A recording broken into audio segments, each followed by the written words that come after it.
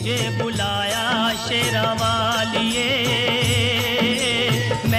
भारतीय हिंदी सिनेमा के मशहूर गायक जो धार्मिक गीतों और भजनों में माहिर थे। मैंने सब कुछ पाया था कि तेरा दर्शन पाना बाकी है। एक ऐसा गायक जिन्होंने माँ दुर्गा की सबसे ज्यादा भेंटों को गाकर खूब लोकप्रियता हासिल की। तू भीख न देगी तो मैं शोर मचा दूंगा।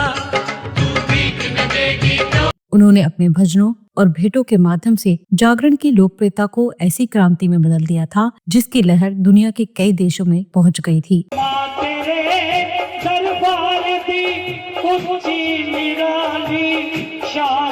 उनका नाम माता रानी के जागरण के साथ इस कदर जुड़ चुका था, या यूं कहें कि उनका नाम जागरण का पर्याय बन चुका था।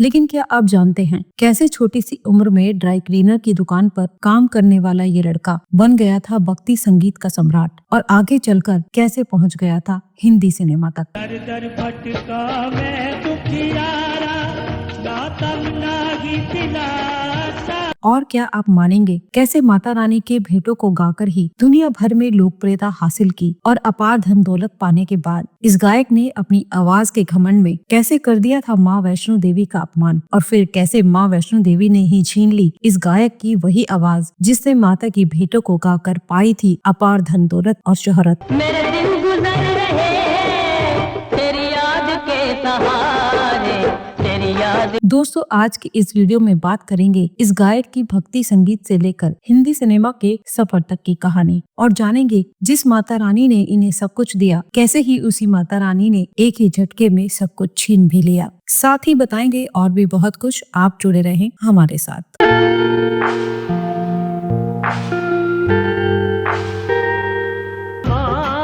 तेरा जोगी आया मेरे बिगड़े काज। दोस्तों, आज भी जब माता रानी के भजनों और जगराते की बात होती है तो सबसे पहले जहन में एक ही नाम आता है जो अपनी आवाज, लगन और मेहनत के दम पर पहचाने गए, नरेंद्र चंचल। तेरा वसरा रहे दरबार नीमा, साडा सुखी रहे परिवार। इन्होंने अपनी आवाज से माता रानी के ऐसे भजन गाए कि मानो ऐसा लगता था जैसे माता रानी के पास जाने का रास्ता मिल गया हो। चलो बुलावा आया है, चलो। जी हाँ दोस्तों, ये वही गायक हैं जिन्हें सबसे महंगा जागरण गायक कहा जाता था। ये भी माना जाता था कि उन्हें सिर्फ अमीर लोग ही अपने जागरण में बुला सकते थे। खैर, इनका नाम नरेंद्र चंचल नहीं बल्कि नरेंद्र खरबंदा था। तो क्यों लोग इन्हें नरेंद्र चंचल के नाम से ही जानते थे, जानेंगे इसके बारे में भी। पहले डालते हैं एक नजर इनके शुरुआती जीवन पर।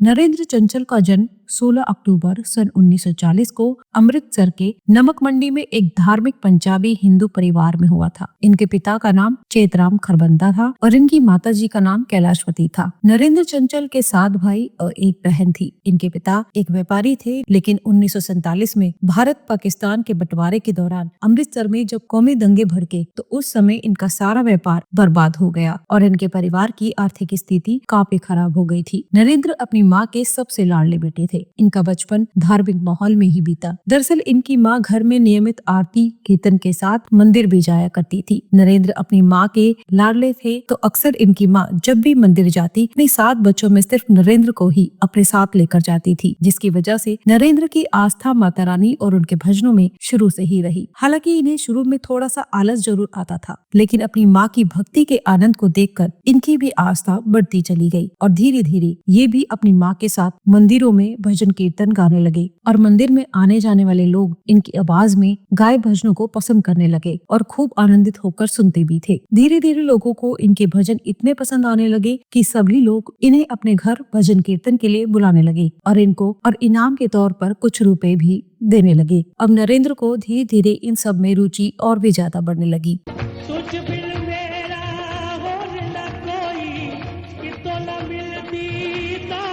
इसी तरह संगीत की पहली शिक्षा नरेंद्र को अपनी माँ से ही मिली। हालांकि बाद में इन्होंने संगीत ज्ञाता प्रेम त्रिखा से भी संगीत की शिक्षा ली। इनकी रुचि पढ़ाई में शुरू से ही कम थी और शैतानियों में ज्यादा थी, जिसकी वजह से इनके नाम के साथ चंचल जोड़ा गया था। पढ़ाई में ध्यान न होने की वजह से इनके पिता अक्सर इनसे काफी नाराज हुआ करते थे। जब ये अपनी 12वीं कक्षा में एग्जाम में फेल हो गए तो इनके पिता ने इन्हें घर से बाहर निकाल दिया और सारे रिश्ते नाते तोड़ दिए, जिसके बाद इन्होंने अपना गुजारा करने के लिए एक छोटी सी ड्राई क्लीन की दुकान पर काम किया। संगीत का ज्ञान होने की वजह से इन्होंने ड्राई क्लीन की दुकान में ज्यादा समय काम नहीं किया और संगीत की दुनिया में ही अपने आप को आगे लेकर जाने के बारे में सोचा। नरेंद्र ने जागरण, पूजा पाठ, भजन और शादी ब्याह में गीत गाने शुरू कर दिए। धीरे धीरे नरेंद्र की लोकप्रियता बढ़ने लगी और लोग उनको दूर दूर से अपने यहाँ जगराते कीर्तन में बुलाने लगे। धीरे धीरे इन्होंने अपना ग्रुप बनाया और अलग अलग जगह जाकर जगराते और संगीत कार्यक्रम करने लगे। अब इनकी लोकप्रियता इतनी बढ़ गई थी कि नरेंद्र चंचल को जागरण में बुलाना एक ऐसा स्टेटस सिंबल सा बन गया था कि पैसे वाले बड़े लोग ही इन्हें बुला सकते थे और पैसे वाले बड़े लोग नरेंद्र चंचल को बुलाने के लिए कोई भी राशि देने को तैयार रहते थे। अभी सबसे महंगे जागरण गायक बन चुके थे।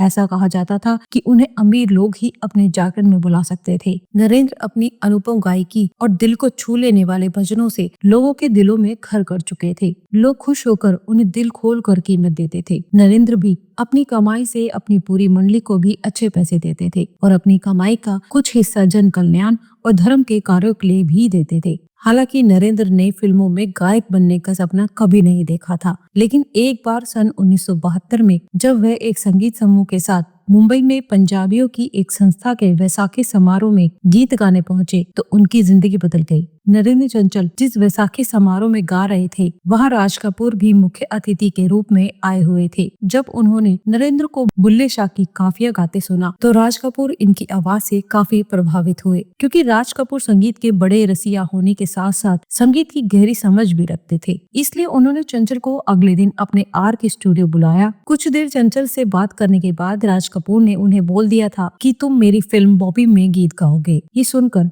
नरेंद्र चंचल हैरान रह गए। जो सपना उन्होंने कभी देखा नहीं था और आज वो पूरा हो रहा था। खैर, मेरा नाम जोकर के फ्लॉप होने के बाद आर्थिक रूप से तंगहाल हुए राज कपूर ने 1973 में बॉबी को रिलीज किया। फिल्म में जहां ऋषि कपूर और डिम्पल कपाड़िया लॉन्च हो रहे थे, वहीं नरेंद्र चंचल एक गायक के रूप में लॉन्च हो रहे थे। कश्मीर की वादियों पर चंचल के गाए गीत बेशक मंदिर मस्जिद तोड़ो को चंचल पर ही फिल्माया गया था।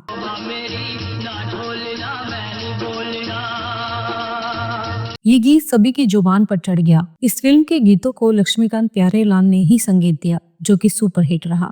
गायक शैलेंद्र भी इसी फिल्म से ऋषि कपूर की आवाज बनकर लॉन्च हुए, लेकिन उस साल का सर्वश्रेष्ठ गायक का film fair award Shailendra Singh को नहीं बल्कि नरेंद्र चंचल को मिला, जबकि शैलेंद्र का नाम भी मैं शायद तो नहीं गीत के लिए फिल्म फेयर अवार्ड में नॉमिनेट हुआ था। बॉबी की सफलता ने सभी की जिंदगी बदल कर रख दी। साथ ही नरेंद्र चंचल भी एक गायक के रूप में एक ऐसे स्टार बन गए थे कि उनके पास देश विदेश में संगीत कार्यक्रमों का ढेर सा लग गया था। फिल्मों में भी गीत गाने के नए नए प्रस्ताव उन्हें मिलने लगे। अपनी इसी सफलता के दिनों में नरेंद्र ने 1976 में नम्रता से विवाह कर लिया और इनकी जिंदगी में फिल्म बॉबी एक नई रोशनी और एक नई मंजिल लेकर आई थी। तो जब इनके यहाँ पहले बेटे का जन्म हुआ तो उन्होंने उसका नाम भी बॉबी ही रख दिया। हर संकट में सबकी सहाय। बाद में उनके यहाँ एक और बेटा और एक बेटी पैदा हुई। इसके बाद अब इतनी सफलता और लोकप्रियता के बाद उन्हें लग रहा था कि अब इतना पैसा मिल रहा है तो माता के भजन न गाकर फिल्मों के गीतों पर ही अपना फोकस रखता हूँ। आँखों की सारी मस्तियाँ मैं मेरी निचोड़ दे, दो कुट पिला देता। फिल्म बॉबी के बाद इन्हें रोटी कपड़ा और मकान के गीत, बाकी कुछ बचा तो महंगाई मार गई और फिल्म बेनाम का शीर्षक गीत मैं बेनाम हो गया को गाने का मौका मिला। हमें आँख की लड़ाई मार गई दूसरी यार। और ये दोनों गाने ही सुपरहिट रहे। अब नरेंद्र सफलता की सीढ़ियां चढ़ते चले जा रहे थे, लेकिन सफलता का नशा नरेंद्र के सर चढ़कर बोल रहा था। दरअसल एक बार जब नरेंद्र चंचल एक फिल्म संगीत की नाइट के लिए आगरा जाने वाले थे, तब उस रात कादी माता के उसी मंदिर में माथा टेकने गए जहाँ पहले माता की भेंटें गाया करते थे और माता रानी से अपने लिए मांगा भी करते थे। उस मंदिर में उस समय भक्तों की टोली भजन कीर्तन कर रही थी। तभी एक नरेंद्र के पहचान वाले आदमी ने उनसे कहा कि आज आप आए हैं तो माता रानी की एक भेंट गा दीजिए। लेकिन नरेंद्र के सर पर तो सफलता का नशा ऐसा चढ़ा हुआ था कि उन्होंने गला खराब है कहकर उनकी बातों को टाल दिया और माता की भेंट को गाने से इनकार कर दिया। लेकिन नरेंद्र को नहीं पता था कि ये बहाना उन्हें कितना भारी पड़ने वाला था। उसी रात कुछ ऐसा चमत्कार हुआ कि इनकी आवाज ही चली गई। जब इनके घर के सभी लोगों को इसके बारे में पता लगा तो ये सब जानकर हैरान हो गए कि ऐसा कैसे हो सकता है। इन्होंने कई बड़े डॉक्टर्स को भी दिखाया लेकिन कुछ न हो सका और इन्हें कोई रास्ता नहीं दिख रहा था कि अब ये क्या करें। कई महीने बीत चुके थे। तभी अचानक इनकी पत्नी नम्रता को ख्याल आया कि नरेंद्र का माता के भजनों को गाने से इनकार करना ही इसकी वजह है,